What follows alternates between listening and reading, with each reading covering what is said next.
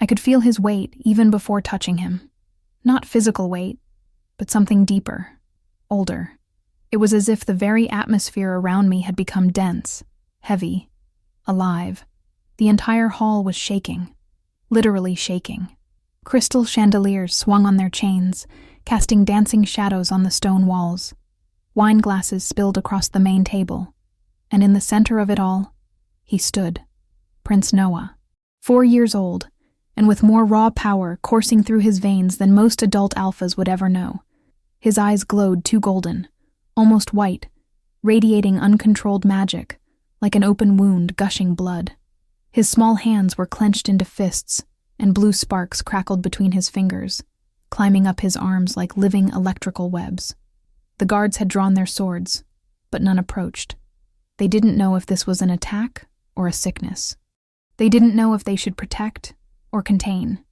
King Gregory tried to reach his son, but every step he took, the energy pushed him back, an invisible wall of pure force rejecting even a father's touch. And me? I was just a servant, an Omega rejected by my own pack, sold as labor to the palace. Nobody expected me to do anything. But my body moved before my mind decided. I dropped the silver tray I was carrying. The sound of metal hitting the floor was swallowed by the roar of uncontrolled magic. I walked through that storm, through the energy that made my skin tingle and my hair stand on end, through the fear that froze everyone else. And when I got close enough, I did the only thing that made sense. I knelt, I opened my arms, and I waited. Noah stared at me with those eyes, too bright, too lost, and then he ran. He threw himself into my lap with enough force to knock me over, but I held him. I held him as all that electricity, all that uncontrollable power, found ground in me. It dissipated through my touch like water, through thirsty roots, and the hall fell silent. If you want to know how an invisible servant became the most important piece in an entire kingdom, leave a like and subscribe to the channel. Come with me. This story changed everything, and now it belongs to you too. Let me take you back to the beginning, to the day I was nobody. 3 days before that moment, I was just another shadow in the corridors of Moonstone Palace, one among dozens of Omega servants who cleaned, cooked, served, and disappeared before anyone remembered we had faces. My name was Mary, but no one called me that. I was you there, or the blonde one, or simply ignored until there was dirty work to be done. I was 26 years old and carried the mark of rejection like other women carried jewels. My former pack had exiled me 2 years earlier, selling me to the palace for 3 silver coins and a sack of grain. The crime? I had dared to use my healing gifts on a sick child without the Alpha's permission. The child survived. I was punished for insubordination. Since then, I had learned to keep my head down, my hands busy, and my mouth shut. In the palace, that was survival, especially for an Omega with no protection, no family, no value beyond the work she could produce. That morning, the morning of the grand banquet, I was in the kitchen before dawn. The event was in honor of noble visitors from the southern provinces, and the head chef, Madame Giselle, was hysterical as usual, screaming orders while dozens of dishes were prepared simultaneously. "Mary! The sugar roses for the main table! Where are the damn roses?" I had finished them the night before, each petal molded by hand, delicate as the real ones. I brought them from the pantry, the tray carefully balanced. Giselle examined them with critical eyes, looking for flaws. She found none. She never did. I was good at what I did, even if no one acknowledged it. "Serve them yourself," she ordered, "and try not to drop anything in front of the nobles. Last thing we need is a clumsy Omega ruining the impression." I swallowed the humiliation. It wasn't the first time. It wouldn't be the last. The grand hall at night was an otherworldly sight. Candles everywhere, their flames reflecting in the stained glass windows depicting the dynasty's great battles. Music came from a corner, violins and harps weaving melodies that made the air vibrate softly. The nobility was dressed in their finest silks and velvets, jewels glittering on necks and wrists, and at the head of the table, he sat, King Gregory, the Iron Sovereign, as he was called by his enemies. I had seen him from afar before, of course, but never this close. He was imposing even while sitting, broad shoulders filling the ceremonial silver and dark blue armor. His black hair was slicked back, revealing a face that looked carved from stone, angular and severe, but it was his eyes that commanded attention, golden like ancient coins, with a weight to them that made you want to drop your gaze out of pure instinct. Beside him, in a special raised chair with cushions, was Prince Noah, so small that his feet barely touched the rest, dark, curly hair like his father's, but with an unnatural pallor to his skin, as if he didn't see the sun often enough. His eyes were also golden, but there was something about them, a disturbing intensity for such a young child. I moved between the tables, pouring wine, swapping plates, always peripheral, always invisible, or almost, because Noah watched me. Every time I passed near the main table, those golden eyes followed me, not with normal childish curiosity, but with something deeper, as if he recognized something in me that no one else saw. The third time this happened, the king noticed. His eyes turned to me, assessing, measuring. I dropped my gaze immediately, bowed, and stepped away. Interaction with royalty was not permitted, nor desired. That's when Lord Ashford stood up to propose a toast. He was a tall, thin man, with aristocratic features and a smile that never reached his eyes. The king's advisor, they said, but the other servants whispered he had greater ambitions, that he was just waiting for the right moment to make his move. "To the dynasty," he declared, his voice echoing through the hall. "To our king, whose strength keeps the wild wolves of the north at bay, and to the young prince, who will certainly grow to match his father's greatness."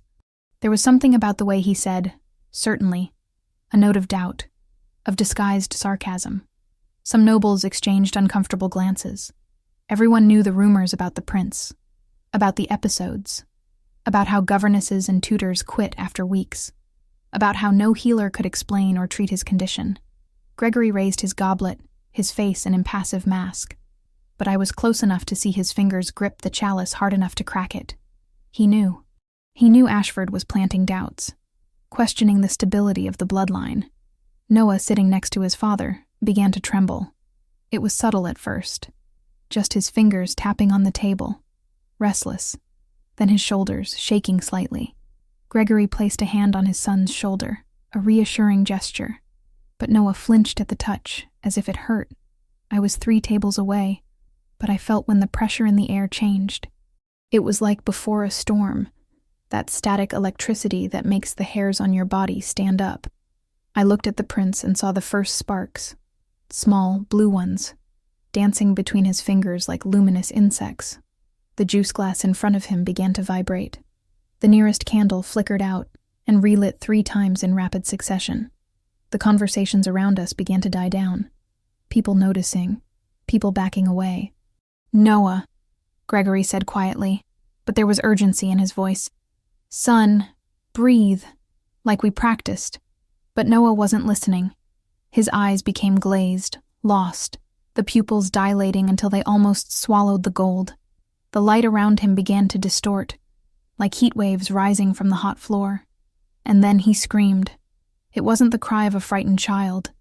It was a primal scream, full of raw power with nowhere to go.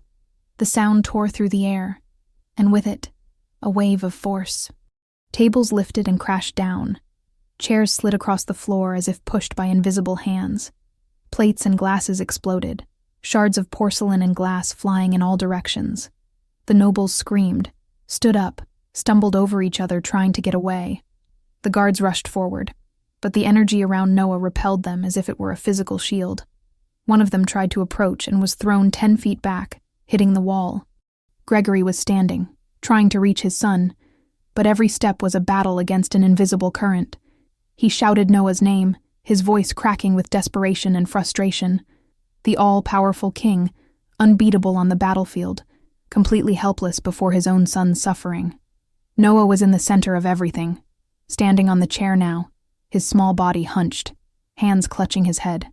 The sparks had turned into lightning bolts, running up his arms, climbing his neck, making his hair float. Objects began to levitate around him. Knives, flowers, pieces of bread, all spinning in a chaotic orbit. The magic wasn't just visual. I could feel it on my skin, like 1,000 tiny needles pricking me, like the weight of a mountain pressing against my chest. It was suffocating. It was terrifying. And it was completely uncontrolled. "Kill him," someone shouted. I didn't see who. "Before he kills us all." "It's the curse," another voice joined in. "The bloodline is corrupted," Gregory roared, a sound that made even the guards hesitate. "Anyone touches my son and I will rip out their spine." But the order didn't matter. Noah was lost in his own power, drowning in it. His lips moved, forming words that wouldn't come out. Tears streamed down his face, glowing with the same blue light that covered his skin. He was afraid. I realized that through the chaos. That child wasn't attacking. He was terrified. Trapped inside a storm he couldn't turn off, and no one was going to save him. Everyone was too afraid, too selfish, too worried about their own lives. So I moved. It wasn't heroism. It wasn't bravery. It was instinct. The same instinct that had driven me to heal that child years ago. The act that had cost me everything. I couldn't watch someone suffer without trying to do something. I dropped the tray. The sound echoed, but no one looked. All eyes were fixed on the glowing child or the nearest exits. I walked toward the center. Every step was a struggle, the magic pressing against me, trying to repel me like the others. But I wasn't like the others. Omegas have a gift that no one values until they need it. We are anchors, earth, root. Our presence calms. Our energy absorbs. I had been punished for it, but it was who I was. And that boy needed an anchor more than he needed anything else. When I got close enough, the pressure was almost unbearable. My vision darkened at the edges. My heart hammered irregularly, but I kept going. One step, another, one more. And then I knelt. The stone floor was cold beneath my knees. I opened my arms, hands open, palms up. I didn't say anything. Words wouldn't work here. I simply projected what I had inside me. Calm, safety, acceptance. Noah stopped screaming. His eyes focused on me through the tears and the light. For a long moment, nothing happened. And then slowly, he stepped down from the chair. He walked through his own storm toward me. Each of his steps made the energy lessen slightly. And when he finally arrived, when those small hands touched my face with a gentleness that contrasted with all that power, everything stopped. The magic dissipated. It didn't explode. It simply drained away, flowing from him into me, through me, to the earth, like water finding its level. The floating objects fell with soft thuds. The light stopped flickering. The air returned to just being air. Noah climbed into my lap, curled up against my chest, and slept. He simply slept. His breath finally steady, his body finally relaxed. And the grand hall, so chaotic seconds before, fell into absolute silence. I looked up. Hundreds of eyes stared at me. Fear, confusion, awe, and right in front of me, Gregory. He had finally managed to get close, and now stood just 3 feet away, looking at me and his son with an expression I couldn't quite decipher. There was relief there, but also something more, recognition, as if he was seeing something he had searched for a long time and finally found. "Who are you?" he asked, his voice rough. "No one, Your Majesty," I replied automatically, keeping my eyes lowered. "Just a servant." "A lie," he said, and there was something almost gentle in the way the word came out. "No one who is just anything could do what you just did." He knelt in front of me, bringing himself to my level. And then he did something that shocked everyone. He touched my face, fingers lightly under my chin, lifting my head until I had no choice but to meet his eyes. "What is your name?" "Mary, Your Majesty." "Mary," he repeated, testing the name. Then he looked at his son sleeping in my lap. "You saved him.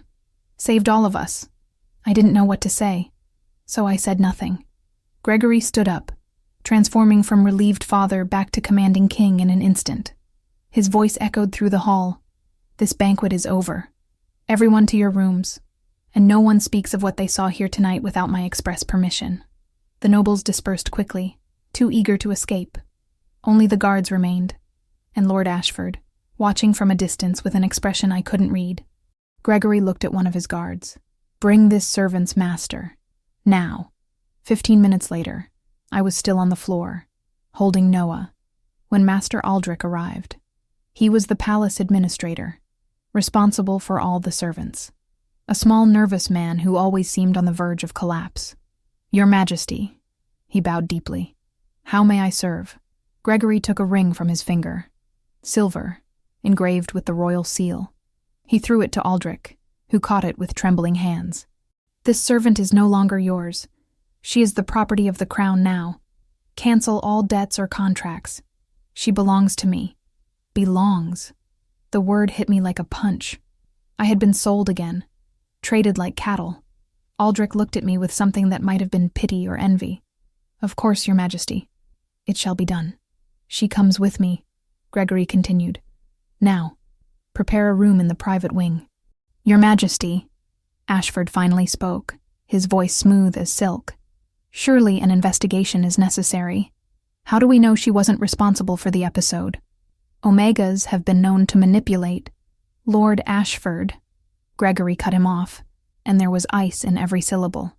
"If you finish that sentence, I will consider it treason. Everyone here saw what happened.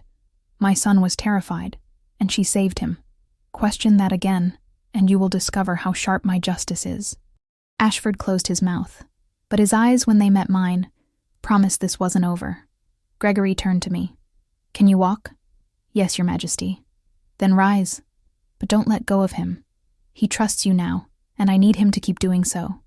I rose carefully, Noah still sleeping against my shoulder. My legs trembled, both from the effort of channeling all that magic and from the shock of what had just happened. I followed the king out of the grand hall, guards flanking us. And as we walked through the torchlit corridors, a single certainty grew in me. My life had just completely changed. For better or for worse, I didn't know yet. The royal carriage was more luxurious than any place I had ever slept. Dark red velvet upholstery, silk curtains on the windows. Even the smell was different. Fine leather and polished wood. I felt like an intruder just being there.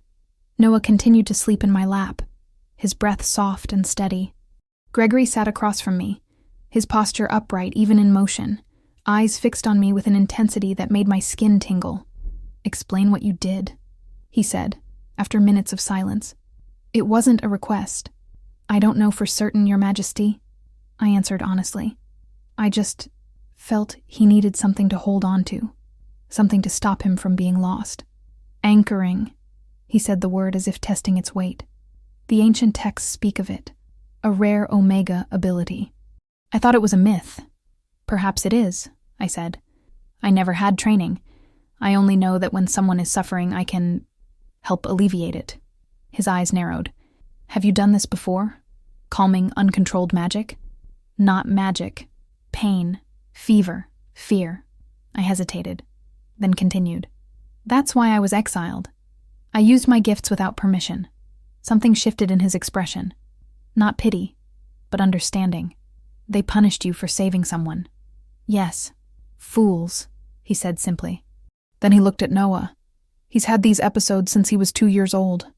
The first time, he almost destroyed the East Wing. He killed a governess by accident. Her heart simply stopped from the shock of the energy. My stomach churned. A child carrying that weight. No healer has been able to touch him during the surges. His magic repels everyone. I can only get close myself because I'm an alpha, and even so, I can't calm him. Only contain him until it passes." His voice grew rough. "You are the first person he allowed near. The first who not only survived the contact but stabilized him. I don't understand why." "Because you aren't afraid of him," Gregory interrupted me. "Everyone else is afraid. They see a monster. You saw a child who needed help." The carriage stopped. I looked out the window and my breath caught.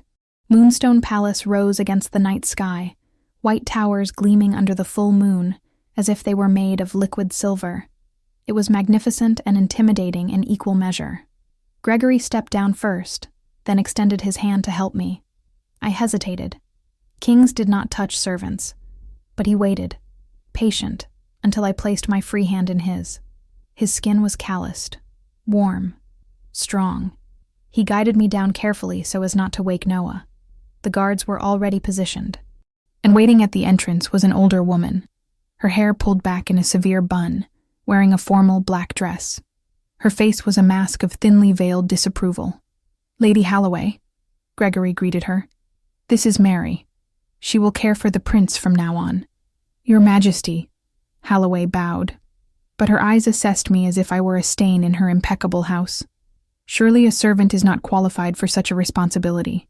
The prince needs professionals, trained tutors." "The prince needs her," Gregory said, his voice cutting. "Did you see what happened at the banquet?" "I heard disturbing rumors, yes." "Not rumors, facts. She did what 50 healers failed to do, stabilized my son, so she stays. Where he is, she is." Halloway pursed her lips but didn't argue. "Very well. I will prepare a room in the upper servants' quarters. In the private apartments," Gregory corrected, "adjacent to Noah's room." The shock on Halloway's face was gratifying in a petty way. Private apartments were reserved for immediate royal family and guests of extreme importance, not for servants. "Your Majesty, this is highly irregular. And do I care?" he asked, dangerously calm. "Do as I ordered, Lady Halloway, or I will find someone who will." She bowed rigidly. "As you wish." We followed the marble corridors, my steps echoing as I tried to balance Noah and keep up with Gregory's pace. Tapestries depicting ancient battles covered the walls. Stone wolf statues watched us from niches. Everything screamed power, history, permanence. Noah's room was enormous. A 4-poster bed, toys organized on shelves, a wide window overlooking the gardens. But something was wrong. Everything was too perfect, too untouched. Like a set piece, not a lived-in space. "He spends little time here," Gregory explained, following my gaze. "He prefers my study or the library, places where he can see me." I placed Noah on the bed gently. He murmured something incoherent, but didn't wake up. I pulled the blankets over him, adjusted the pillow. When I turned around, Gregory was right behind me, closer than I expected. I had to tilt my head back to look at him, and even then he dominated my entire field of vision. "Thank you," he said quietly, "for saving him, for not running when any sensible person would have fled. I couldn't let him suffer." "Why?" The question was genuine. "You don't know us. You owe us nothing. Why risk it?"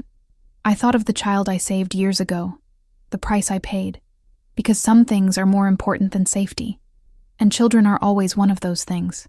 He studied me for a long moment.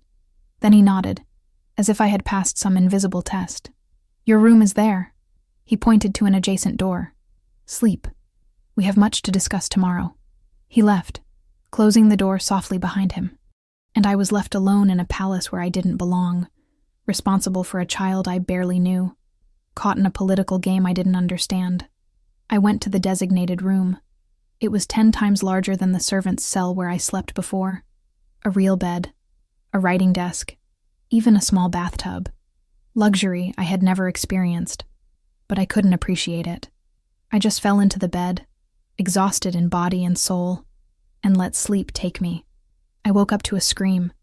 I jumped out of bed, my heart racing, still disoriented. Another scream. It came from Noah's room. I ran to it, barefoot, my nightgown flapping. Noah was sitting up in bed, eyes wide, sparks beginning to dance in his hands. A nightmare. "Hey," I whispered, approaching slowly. "It's all right. It was just a dream." He saw me, and the sparks stopped. Tears streamed down his small face. "Mama?" My heart clenched. He was confused, still half asleep. "No, sweetie. I'm Mary. Remember me?" He blinked, processing, then nodded. "Mama Bear." The nickname caught me off guard. "Mama Bear?" "You hug tight, like a bear protects cubs." His childish logic was straightforward and devastating. "Can you stay? I'm afraid to sleep alone." I looked at the door, expecting guards, governesses, someone to say this was inappropriate. No one came. "I can stay," I said, climbing into the bed beside him. Noah immediately snuggled against me, his head on my shoulder, and within minutes, he was asleep again, his breath soft against my neck. I stayed awake for a long time afterward, looking at the ornate ceiling, trying to understand how my life had been completely turned upside down in one night, and wondering if Gregory knew his son was becoming attached to me in a way that would make it impossible to send me away later, if he knew and planned exactly that. The first few days in the palace were a strange dance between routine and revolution. Noah woke up early, looking for me even before opening his eyes completely. We ate breakfast together in his room as the sun rose, him telling me fragmented dreams, and me listening with total attention. The spark still appeared, when he was frustrated, overly excited, or scared. But I learned to recognize the signs, the way his fingers started to tingle, how his breathing became ragged, and I intervened before it escalated. "Breathe with me," I would say, taking his small hands. In through the nose, count to 4, now hold, release through the mouth. It worked. Not perfectly, but better than any previous method. The magic was still there, powerful and wild, but I was the root that kept him connected to the ground. It was on the 3rd day that Gregory found us in the gardens. I was teaching Noah about medicinal plants, showing him how to identify mint from lemon balm just by the smell. He was fascinated, his fingers touching the leaves with careful reverence as he absorbed every word. "This one is good for a tummy ache," I explained. "And this one helps you sleep when the nightmares come," Noah completed, too serious for a 4-year-old. "Exactly. Do you have nightmares, Mama Bear?" The question caught me off guard. "Sometimes. About bad things people did to you?" My heart ached. How did he know? "Yes, sometimes." "Me too," he whispered, and there was so much sadness in those golden eyes that I had to hug him. That's when I heard the footsteps. I turned and saw Gregory standing on the stone path, watching us. How long had he been there? "Your Majesty?" I quickly stood up, bowing. Noah remained by my side, his hand clutching my dress. "No," Gregory said, his voice strangely soft. "Don't bow. Not when you are with him." He approached, his movements measured. "He looks peaceful." "We are learning about herbs," Noah announced proudly. "Mama Bear knows all of them." "Mama Bear?" Gregory repeated, looking at me with something that might have been amusement. I felt my cheeks heat up. He started calling me that. "I can ask him to stop if—" "No." Gregory knelt beside his son, bringing himself to his height. "It's a good name, strong, protective." His eyes met mine over Noah's head. Fitting. We stayed like that for a moment, the 3 of us in a small circle among the fragrant plants. The sun filtered through the trees, creating patterns of light and shadow. "Papa," Noah tugged on his father's sleeve. "Can you stay?" Mama Bear was about to show me the flowers that glow at night. Gregory hesitated. I could see the internal battle, the weight of royal responsibilities versus the desire to be with his son. Finally, he nodded. "For an hour. Then I have a council meeting." The joy on Noah's face was radiant.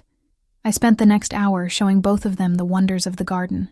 The moonflowers that only opened at dusk. The moss stones that held moisture. The ancient roots that intertwined like clasped hands under the earth. Gregory asked surprisingly sharp questions. About healing properties. About cultivation. About toxicity. He absorbed information like Noah, with the same focused intensity. "Where did you learn all this?" he asked while Noah chased a butterfly. "In the forest.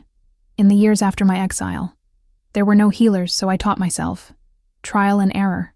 Some herbs almost killed me before I understood the right dosages." His jaw tightened. "You survived alone for 2 years before coming to the palace." "Yes. That requires strength most don't possess."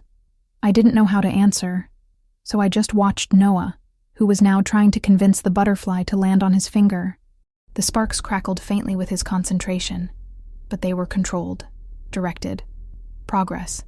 "He's better," Gregory said, following my gaze. "In 3 days, more progress than in 2 years. He just needed someone who wasn't afraid." "And you? Aren't you afraid?" I considered the question honestly. "I'm afraid of his power, yes. Any sensible person would be. But I'm more afraid of what would happen if no one helped him control it. If he grew up thinking he was a monster." Gregory was silent for a long moment. Then, too quietly for Noah to hear, "Thank you for seeing him as a child first." Before I could respond, Noah shouted triumphantly, The butterfly had landed on his hand.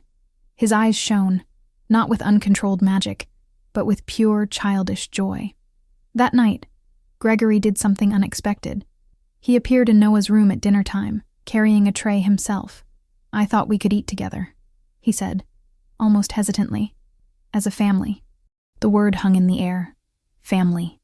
We weren't family. I was a servant. But Noah was already jumping excitedly, pulling chairs up to the small table near the window. We sat down. Gregory served the stew into fine porcelain bowls. I still felt out of place, ready to get up and serve, but he gave me a warning look. "Sit," he ordered gently. "You saved the heir. You eat at my table." So we ate. Noah talked nonstop about the garden, about the plants, about the butterfly. Gregory listened with attention he rarely gave to advisors, asking questions that showed genuine interest. And me? I watched the way the king let the weight of the crown slip when he looked at his son, the way his shoulders relaxed, how his laughter, rare and rough from disuse, echoed when Noah said something particularly absurd. There was beauty in that, a fragile beauty I was afraid to break just by being present. After dinner, while Noah chose a book for the evening story, Gregory stayed. "May I ask you something?"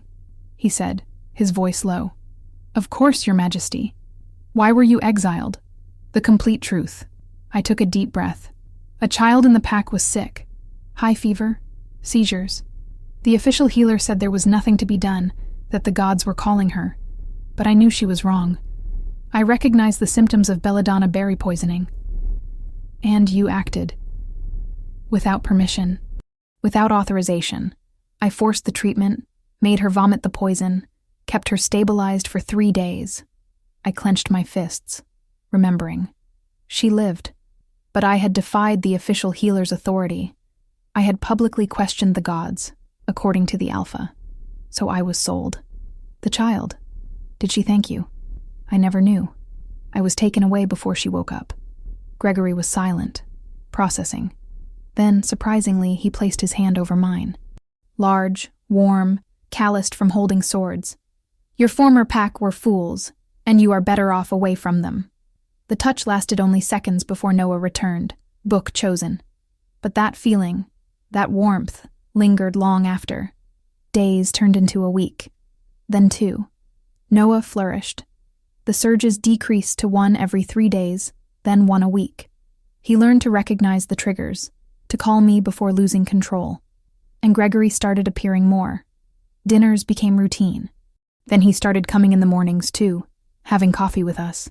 Then he stayed for the lessons in the garden.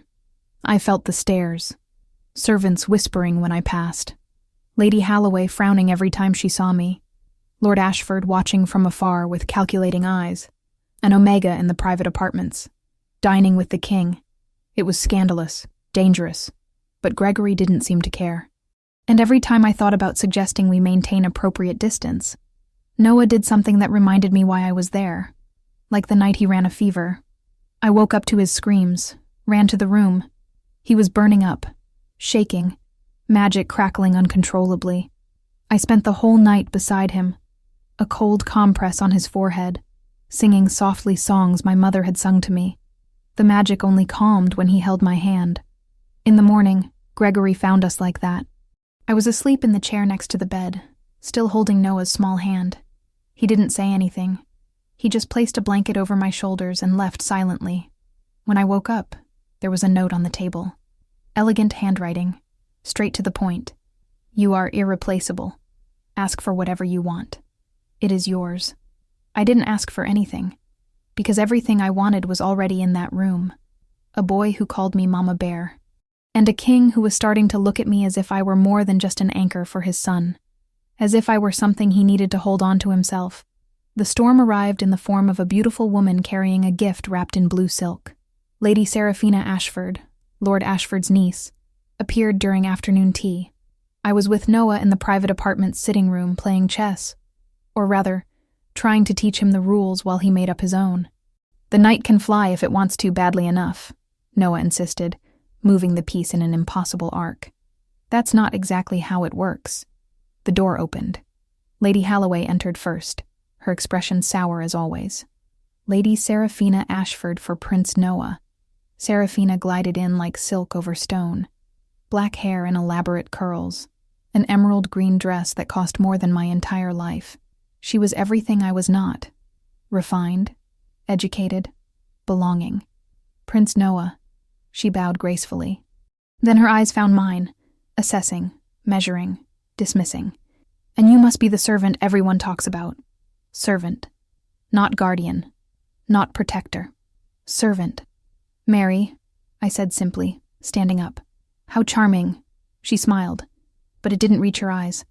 My uncle was so impressed by your devotion to the prince that he insisted I come meet you both personally. A lie. I felt it in my bones. I brought a gift, she continued, raising the wrapped box. For the dear prince. A special toy, from the southern lands. Noah looked at me, seeking permission. His instinct was already better than most adults. He knew something was wrong. How kind, I said carefully. But perhaps the king should see it first. Oh, don't be foolish. Seraphina laughed, a sound like breaking crystal. It's just a toy. A little mechanical dragon. Look. She started to open the wrapping, and the smell hit me. It wasn't strong. Most wouldn't have noticed. But I had spent 2 years in the forest identifying plants by smell, separating poisonous from medicinal, and that had the unmistakable smell of bad magic. Acidic. Rotten. Like burnt flesh and mixed sulfur. No, I said, moving between Seraphina and Noah. Don't give it to him. She blinked, genuine surprise crossing her mask. Excuse me? That gift. There's something wrong with it. What nonsense! It's a simple child's toy. Then you won't mind if I touch it first. I extended my hand. Seraphina hesitated. Just a fraction of a second, but it was enough. I knew I was right. Of course not, she finally said, placing the box in my hands. The moment my fingers touched the tissue paper, pain exploded, like plunging my hands into liquid fire. I screamed, dropping the box, but it was too late. The skin on my palms was already red, blisters forming, the mark of poisonous magic burning through the packaging. Mary! Noah jumped from his chair, sparks beginning to crackle. His distress fueled his power. It's all right, I said through gritted teeth, even though it wasn't. Be quiet, sweetie. Breathe like we practiced. But my eyes were on Seraphina. She had recoiled, her face pale, looking at my burned hands with horror. True horror. She didn't know. She had been used. What is this? I asked, my voice low and dangerous. What is in that gift? I don't know. My uncle gave it to me. He said it was just... The door burst open. Gregory entered like a storm, guards behind him. Someone must have alerted him about my scream. His eyes went first to Noah, checking if he was all right, then to me, and they froze on my hands. In seconds he was by my side, holding my wrists with infinite care, turning my palms up to examine the damage. Who did this? His voice was deadly ice. It was the gift, I said. For Noah. It has some kind of magic poison imbued in it. Gregory looked at the box lying on the floor, then at Seraphina. Did you bring this here? My uncle. He said it was safe, just a toy. She stammered, genuine fear finally showing. I didn't know, Your Majesty, I swear. Guards! Gregory didn't take his eyes off her. Take Lady Seraphina to the cells. No one speaks to her until I personally interrogate her. Your Majesty, please. Seraphina tried, but the guards already held her. I didn't know. My uncle used me.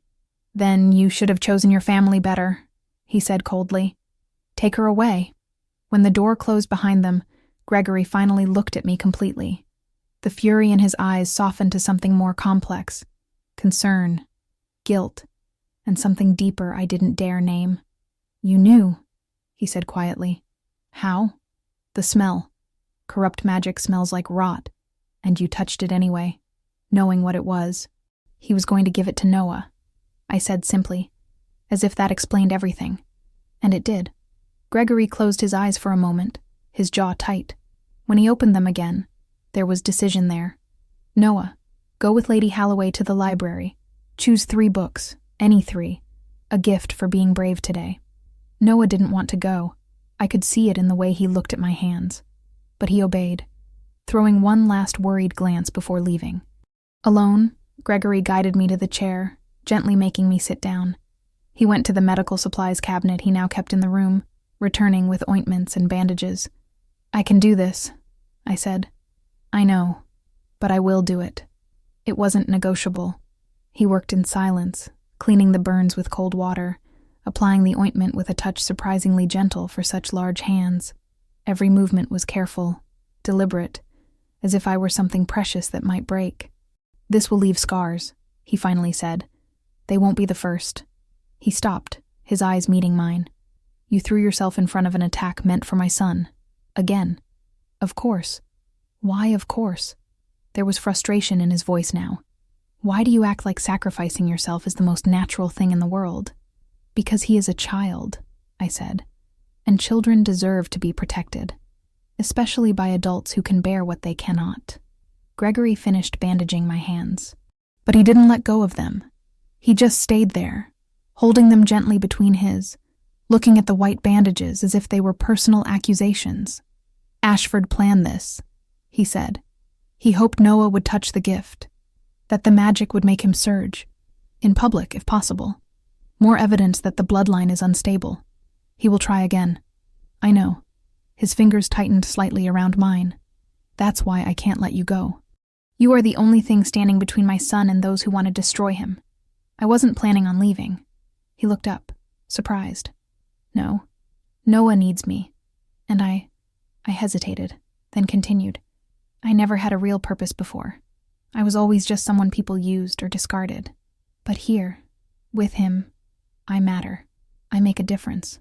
"You do more than make a difference," Gregory said, his voice husky. "You changed everything. Before you, this palace was a tomb. My son was a bomb waiting to explode. I was just a king trying to avoid the inevitable. Now for the first time in 2 years, I have hope." My son smiles. He learns. He lives, not just exists. His eyes searched mine with an intensity that stole my breath. "And I find myself looking forward to dinners, to mornings in the garden, to any excuse to be near you." My heart stumbled. "Gregory, Mary," he said my name like a prayer. "You know this isn't just about Noah, don't you? You have to know." I knew, or at least suspected, the way he had been looking at me lately, how his touches lingered, how his voice softened when he spoke to me. But hearing it out loud was different.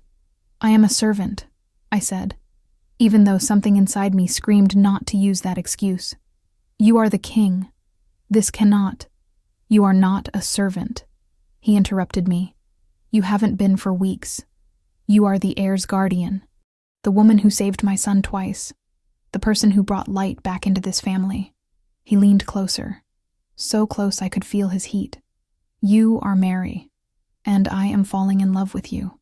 The words hung between us, heavy as promises, dangerous as swords. "The court would never accept it," I whispered. "To hell with the court.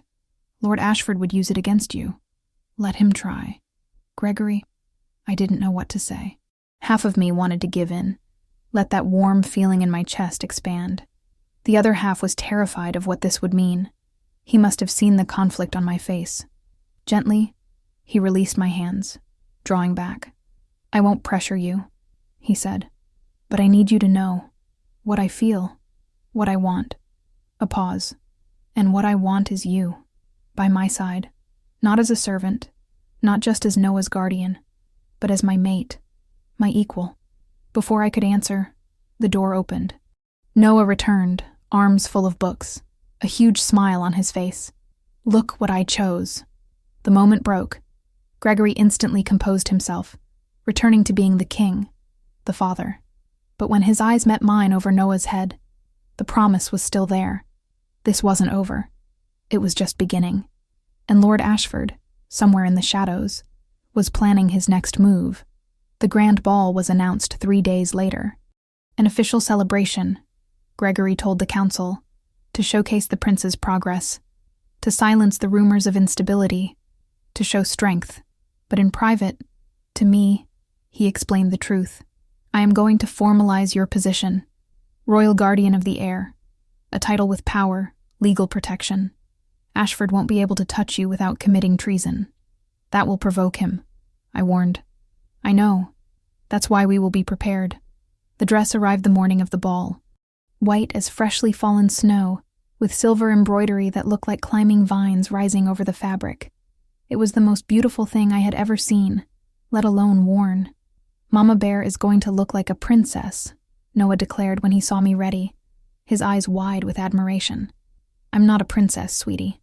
Papa said you are more important than a princess. He said you are our anchor. He held my bandaged hand carefully. And anchors keep ships safe during storms. His wisdom sometimes broke my heart. We descended together, Noah by my side in his formal blue and silver attire, reflecting the kingdom's colors. Gregory waited for us at the foot of the staircase, and when his eyes met mine, something in them ignited. He climbed the steps, extended his hand. You are stunning. Your Majesty, I began, conscious of the stairs. Gregory, he corrected gently. Between us, always Gregory. I took his hand. Together, with Noah between us, we entered the ballroom. It was magnificent. Hundreds of floating candles, held aloft by ancient magic. White flowers in elaborate arrangements. The nobility gathered, all in their finest silks, whispering as they watched us enter. Gregory guided me to the raised platform. Noah, our constant shadow. Silence fell when he raised his hand. Today we celebrate not only my son's progress, his voice echoed, powerful, commanding, but we recognize the one who made that progress possible. Mary, previously untitled, is now the royal guardian of the heir, protected by the crown, a member of this house. Murmurs erupted. Shock, disapproval, a few murmurs of approval. I kept my chin high, even though my stomach churned. Does anyone object? Gregory asked, and there was steel in the question. Speak now, or accept in silence. No one spoke. But I saw Lord Ashford in the back of the hall, his face a mask of contained rage. His eyes met mine, and the promise in them was clear. This wasn't over. The music started. Gregory extended his hand to me. Will you grant me this dance? I don't know how to dance, I whispered. Then I will teach you. Trust me. And I trusted him. I let him guide me across the floor, his steps firm while mine stumbled. But he never let me fall, always holding me, always guiding me. You are changing everything, he murmured as we spun. My son, my court, me. For the better? I asked. For the truer. His eyes searched mine. For the first time in years, I feel like I am living, not just ruling. The music swelled. Other couples joined the dance. And for a moment, it was just us. Just this perfect instant where everything felt possible. Then I felt it. A shift in the air. A weight, like before a storm. I looked to where Noah was sitting with Lady Halloway, drinking juice. He was trembling. Gregory, I said urgently. Noah. We turned together. Noah stood up, a cup falling from his hands. His pupils were dilated, lost, and sparks began to crackle. No, Gregory breathed. Not here. Not now. But it was too late. Noah's magic exploded like a wave. The floating candles burst into blinding light. Glass rattled. The floor vibrated. And then I understood. This wasn't natural. Someone had triggered this. My eyes swept the hall and found Ashford. He held something in his hand, a dark crystal glowing with sickly light. An artifact, nullifying my anchoring, amplifying Noah's magic. It's Ashford! I screamed over the chaos. He's causing it! But Ashford was already moving. Look! His voice cut through the panic. The prince is uncontrollable. The bloodline is corrupted. The king is weak for allowing this to continue. Guards with Ashford's insignia advanced. 10 of them. 20. Half the damn guard. He had planned this meticulously. Gregory pushed me behind him. Stay behind me. No, I said. No one needs me. Before he could stop me, I ran. Through the chaos, through the wild energy that made my skin burn. Noah was in the center, on his knees, screaming, tears streaming down his face. The magic was consuming him from the inside out. Noah. I got close, held out my hands. Look at me. But the artifact was too strong. My anchoring slipped like water through my fingers. I couldn't reach him. Behind me, I heard the sound of swords. Gregory fighting. A roar of pain. His? I couldn't look. I had to focus on Noah. "Sweetie," I said, kneeling in front of him. "Remember the garden? The flowers that glow at night? Breathe with me." His eyes flickered. A moment of recognition. "That's it," I encouraged. "I'm here. Mama Bear is here." That's when I felt the cold metal against my back. How touching. Ashford's voice was right behind me. The servant trying to save the monster. But this ends here. "No!" Gregory shouted, too far away, surrounded by traitorous guards. The blade pierced. Pain exploded, white and sharp, going through my back, coming out just below my ribs. I fell forward, my hands hitting the stone floor. Blood. My blood, warm and dark, ran onto the polished marble, spreading, reaching, touching Noah, and something inside me broke. It didn't break like something fragile. It broke like a dam holding back an ocean. I hadn't realized. I had never realized. But all this time, while anchoring Noah, he was also awakening me. Awakening something dormant. Something my old pack had tried to suppress. The white wolf. It wasn't a normal transformation. It wasn't flesh and bone changing. It was pure spirit, primordial energy made visible. She emerged from me like solidified mist, white as moonlight, with eyes the same pale violet as mine. She didn't roar. She simply existed. And with her existence came power. A shield of solid light exploded around us, throwing Ashford away like a rag doll. He hit the wall hard enough to crack stone. The artifact fell from his hand, shattering on the ground. With the artifact destroyed, Noah's magic finally found its anchor again. But this time, it wasn't just me. It was the white wolf. She enveloped him, this terrified child, in protective light. And she healed. Not just Noah, but me. I felt the wound on my back close, skin reconstituting, bone mending, pain turning into pulsating warmth. Gregory had finally defeated the traitorous guards. He crossed the hall in pure fury, his wolf emerging, black as night. He grabbed the first of Ashford's guards by the throat, tore, then the next, then more. It was a massacre. It was necessary. It was justice.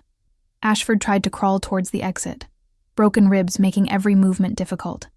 But Gregory reached him. He planted a boot on the traitor's chest, pressing him against the floor. "You," Gregory snarled, his voice distorted by the partial transformation, "touched my son, wounded my mate, betrayed my trust." Every word was a death sentence. "And now you pay. The kingdom will not accept a weak king." Ashford spat blood. "It will not accept a corrupted bloodline." "Then the kingdom will get used to it," Gregory said coldly, "because this bloodline continues, and you end here." The execution was swift, brutal, definitive. When Gregory turned around, blood on his hands, eyes still golden from the wolf, he looked at me, at us, Noah in my arms, the white wolf surrounding us in luminous protection, and something in his face broke. Relief, terror, love. He ran, fell to his knees in front of us, his hands trembling as he touched my face, checking if I was real, if I was alive. "You almost died," he whispered. "I saw the blade. I saw you fall." "I'm fine," I said, and it was true. The white wolf had ensured it. Noah woke up in my arms, blinking confusedly. "Mama Bear glows."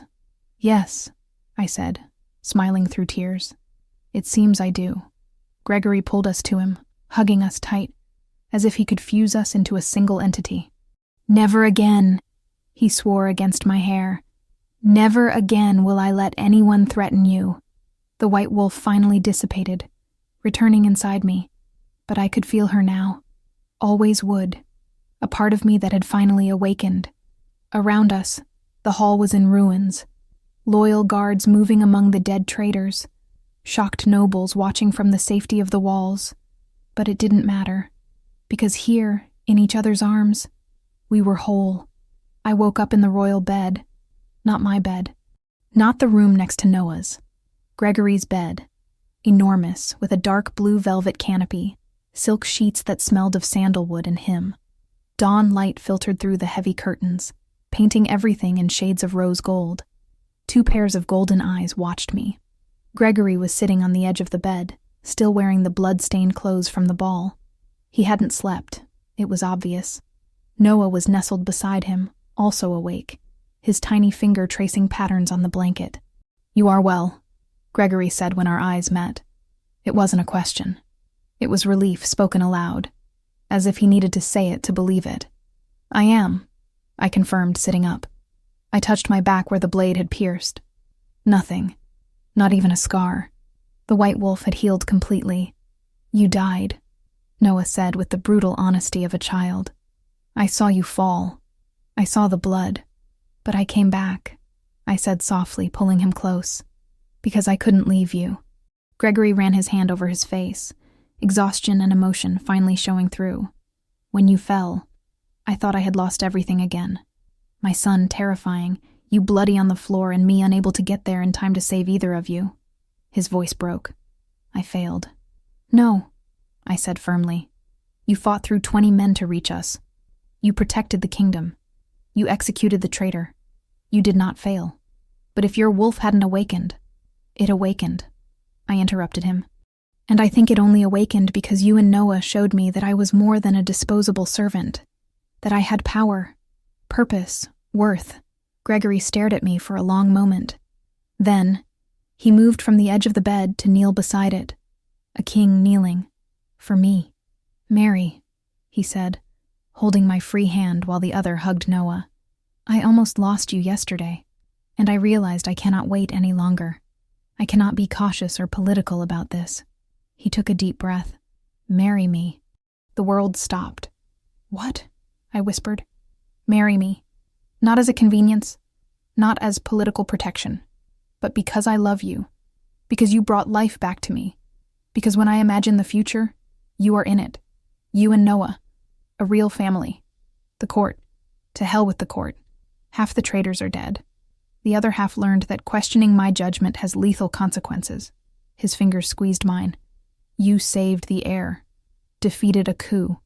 You have magic that the ancients only dreamed of. You are more worthy of a crown than any princess born in a gilded cradle." "I am an exiled Omega," I said, but I was smiling through the tears. "You are my white queen," he corrected. "So what do you say? Will you accept me?" Noah tugged on my sleeve. "Say yes, Mama Bear, please. I want you to stay forever." How could I refuse that? How could I refuse this man who saw me as an equal? This child who loved me unconditionally? This family that had chosen me when no one else would? "Yes," I said, tears streaming freely now. "Yes, I will marry you." Gregory closed his eyes, his forehead touching mine, his breath shaking with relief. Noah clapped, shouting happily, his pure joy infectious. And there, as the sun rose over the northern kingdom, a new dynasty began. The coronation happened a week later. The court was still in shock, but no one dared to object. Not when they saw the white wolf manifest during the ceremony, a protective spirit enveloping the royal family in sacred light. I wore white again, but this time with a crown of silver and moon crystals, Gregory by my side, in his polished ceremonial armor, and Noah between us, wearing a small prince's crown, his smile radiant. The archbishop spoke the ancient words, about bonds, about power, about destiny, and when he placed the crown on my head, I didn't feel weight. I felt purpose. "I present," his voice echoed through the hall, "King Gregory, Queen Mary, the White Wolf, and Prince Noah. May their reigns be long and just." The pack howled, not out of fear or uncertainty, but out of acceptance, out of celebration, because they finally understood. Power does not come only from strength. It comes from protection, from sacrifice, from love. That night, after the festivities, the 3 of us stood on the royal balcony, the same one where Gregory had confessed his feelings to me weeks earlier. But everything was different now. Noah slept in Gregory's arms, finally at peace. No nightmares, no fear of his own power, because now he knew how to control it. He had anchors. He had family. "Are you happy?" Gregory asked. pulling me close with his free arm. More than I thought possible, I admitted. A year ago, I was alone in the forest, thinking my life was over. Now you are queen. Now I am home, I corrected. For him, for you, for myself. Gregory kissed me then, slow, deep, a promise sealed in contact. And when we separated, Noah murmured in his sleep, "Mama Bear stays, always stays. Always," I promised, even if he couldn't hear. Forever. Years later, when they told the story, they would say that a servant became queen. But they would be wrong. I didn't become anything. I just finally became who I always was. A protector, an anchor, a mother, a mate. And when my son, my king, my kingdom needed someone brave enough to kneel before the chaos and say, "I will hold you," I was there. Because some people are born for thrones, but others are born to carry those who sit upon them, to be the silent strength that keeps entire kingdoms standing. I was the latter, and I found there was no greater honor. The white wolf had awakened, and with her, an entire kingdom was reborn. Thank you for being here and for joining me for another story. I truly hope you enjoyed it. If you want, leave your comment. I love reading what you feel and think after each episode. Thank you for the love, and see you in the next story.